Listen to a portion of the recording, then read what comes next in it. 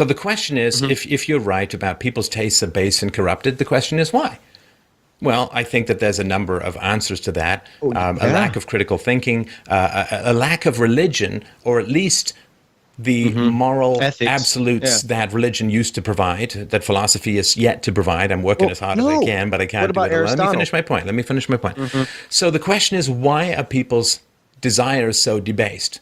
Well, because there's a lot of easy crap out there that people can get, that the consequences of which are shielded from them, like they can get fat and then the government will just pay for their health care or whatever. And also because people are lost, they're adrift. I agree with you as far as this goes.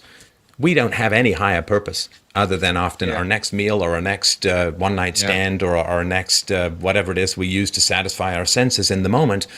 And that is a terrible thing. And I think that has resulted from expansion of government power. People used to be worried about being a single mom because it was a disgrace and because it was expensive and because there was no provider. So the parents would have to pay for the upbringing of the kid, of their kid's kid. The grandparents would have to pay.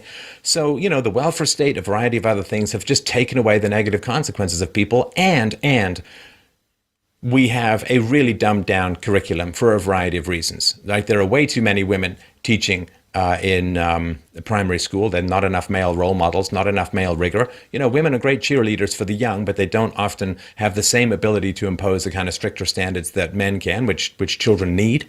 And we have all of these weirdly perverse incentives that has coarsened and debased the population as a whole. And of course, the government loves it.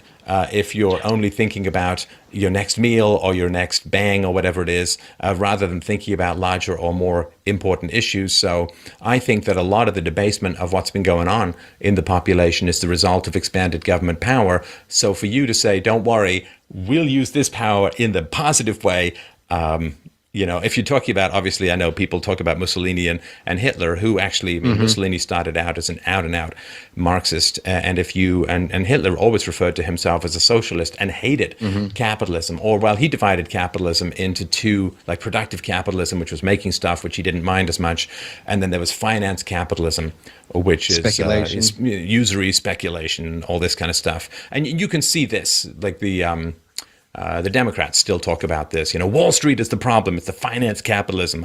They just don't like saying Jews, I guess.